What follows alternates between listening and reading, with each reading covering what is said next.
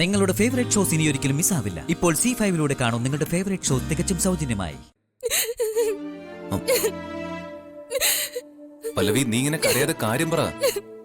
അമ്മ വഴക്ക് പറഞ്ഞതിന്റെ സങ്കടം നിനക്ക് ഇതുവരെ മാറിയില്ലേ?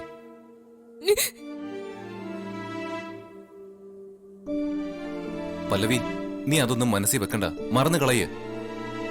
എന്നിട്ട് കൂളാവ്. അമ്മയല്ലേ വഴക്ക് പറഞ്ഞത്, നീ അതൊന്നും കാര്യമായിട്ട് എടുക്കണ്ട. വിപിൻ സാറിന്റെ അമ്മ മാത്രമല്ല, സുശീല ആന്റിയും പാർവതി ചേച്ചിയും എല്ലാരും എന്നെ വഴക്ക് പറയാ. ആർക്കും എന്നെ കണ്ടൂടാ. എടോ, അതൊക്കെ നിന്റെ തോന്നല പല്ലവി. നീയും എന്റെ അമ്മയും തമ്മില് അടയും ചക്കരയും പോലെ ആയിരുന്നില്ലേ? നിന്റെ ചേച്ചിക്കും നീ എന്ന് വെച്ചാ ജീവന. സുശീല ആന്റിയെ നീ കണക്കിലെടുക്കണ്ട, അതൊരു കഥയില്ലാത്ത ജന്മോ. ശരി, സുശീല ആന്റിയെ കണക്കിലെടുക്കാതിരിക്കാം.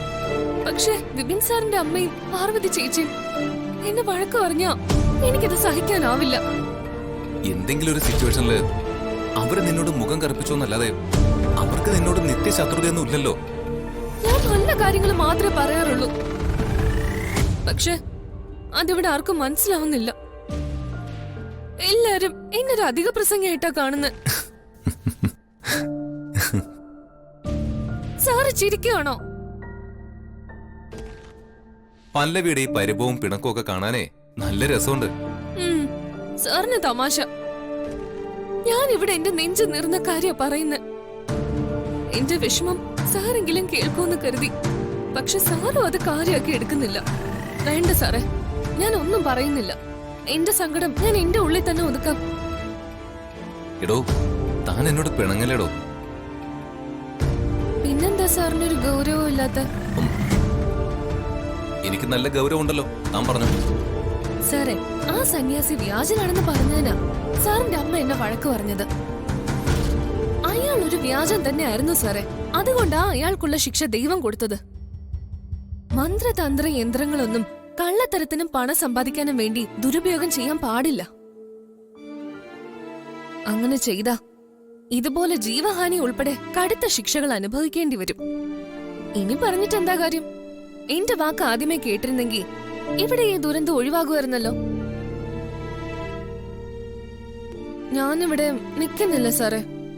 എന്നെ കുറ്റപ്പെടുത്തി ശകാരിക്കുകയും ചെയ്യുന്നവരുടെ ഇടയില് ഞാൻ എന്തിനാ നിൽക്കുന്നേ? ഞാൻ പോവാ. പല്ലവി എവിടെ പോകുന്നു? നാട്ടിലേക്ക് പോകണോ? നാട്ടിലേക്കൊന്നും ഞാനില്ല. പിന്നെ? എനിക്കറിയില്ല, എവിടേക്കെങ്കിലും പോണം. ഏതായാലും എന്നെ കുറിച്ച് ചിന്തിക്കാനൊന്നും ആരും ഇല്ലല്ലോ. അപ്പൊ പിന്നെ ഞാൻ എവിടെ പോയാലും ആർക്കെന്താ? പല്ലവി, അവിവേകം ഒന്നും കാണിക്കാൻ നിൽക്കരുത്. നിന്നെ ഇവിടെ ആരും വഴക്ക് പറയാതിരുന്നാ പോരെ? പോരേന്ന്. അത് മതി. എന്നാൽ ഇനി ആ വിഷയം നീ എനിക്ക് വിട്ടേക്ക്. ഇനി നിന്നെ ഇവിടെ ആരും ശകാരിക്കില്ല. ആ കാര്യം ഞാൻ ഏറ്റു. ഞാൻ അമ്മയൊന്ന് കണ്ടേ.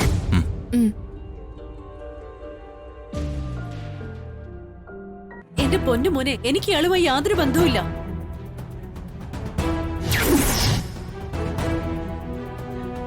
അമ്മ എന്നോട് കള്ളം പറയരുത്. ഒരു ബന്ധവുമില്ലാതെ അയാളോടൊപ്പം നിന്ന് ഫോട്ടോ എടുക്കോ?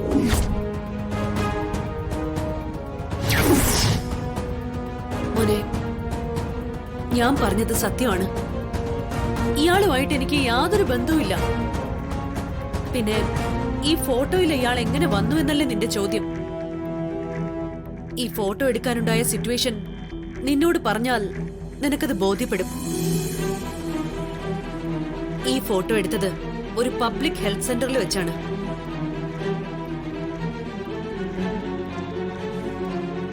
അവിടെ വിപിന് പോളിയോ വാക്സിൻ എടുക്കാൻ വേണ്ടി പോയതായിരുന്നു. കൂടെ വിനയും ഞാൻ കൊണ്ടുപോയിരുന്നു.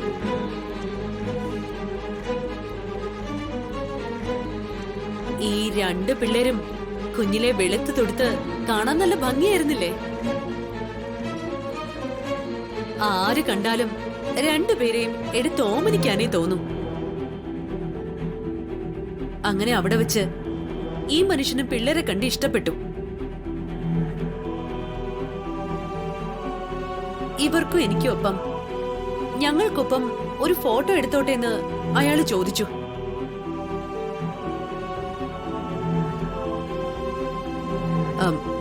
വേറെ ആരെങ്കിലും ആയിരുന്നെങ്കിൽ ഞാൻ സമ്മതിക്കില്ലായിരുന്നു. പക്ഷേ ഈ കക്ഷി എനിക്ക് അറിയാലോ, ഗായത്രി ചേച്ചിയുടെ വിശ്വസ്തൻ.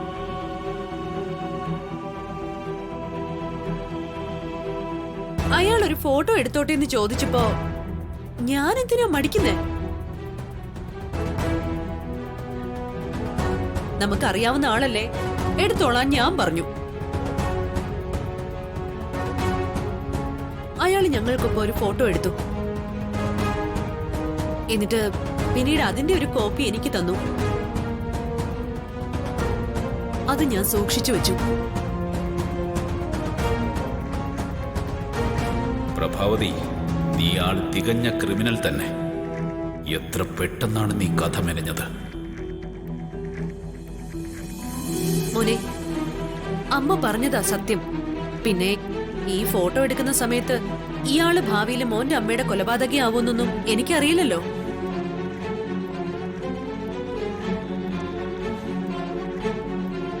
എന്തായാലും ഈ ഒരു കാര്യത്തിൽ നീ എന്നെ സംശയിച്ചത് തീരെ ശരിയായില്ല വിശാൽ. വസ്തുതകള് കുറച്ചുകൂടി മനസ്സിലാക്കിയിട്ട് വേണമായിരുന്നു നിന്റെ പ്രതികരണം. അമ്മേ, ഞാൻ അയാളെ ഈ ഫോട്ടോയിൽ കണ്ടപ്പോ പെട്ടെന്ന് എന്റെ നിയന്ത്രണം വിട്ടുപോയി. ആ, നിന്നെ ഞാൻ കുറ്റപ്പെടുത്തുന്നില്ല മോനെ. നിന്റെ സ്ഥാനത്ത് ഞാനായാലും ചിലപ്പോ ഇങ്ങനെയൊക്കെ ആയിരിക്കും ചിന്തിക്കുകയും പ്രവർത്തിക്കുകയൊക്കെ ചെയ്യുന്നത്.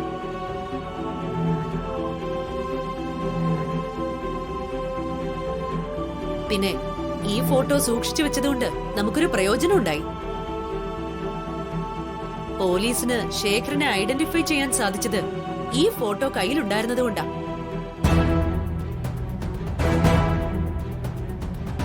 ഇതുണ്ടായിരുന്നതുകൊണ്ടാണ് പോലീസിന് ശേഖരനെ പിടികൂടാൻ സാധിച്ചതെന്ന് തന്നെ പറയാം. ശേഖരന്റെ ഇപ്പോഴത്തെ മുഖ്യ ശത്രു ചേച്ചിയാണ്. അയാളന്ന് ചേച്ചിയെ കൊല്ലാൻ വേണ്ടി ഈ വീട്ടിലേക്ക് അതിക്രമിച്ച് കയറുമെന്ന് നമ്മളെല്ലാം കണ്ടതല്ലേ?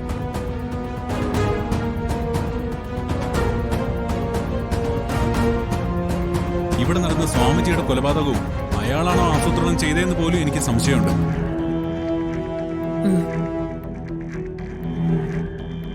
ഏതായാലും ആ കൊലപാതകത്തിൽ ശേഖരന് പങ്കുണ്ടോന്ന് അന്വേഷിക്കാൻ പോലീസിനോടൊന്ന് പറയണം. അല്ല, എന്താ ഇവിടെ ഒരു ഡിസ്കഷൻ?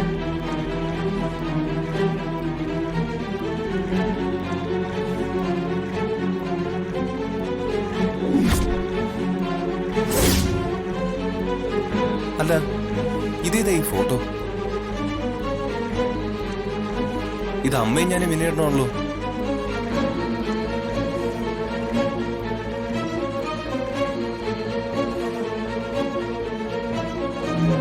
നിങ്ങളുടെ കൂടെ ഇരിക്കുന്ന ഈ മനുഷ്യനെ നിനക്കറിയോ?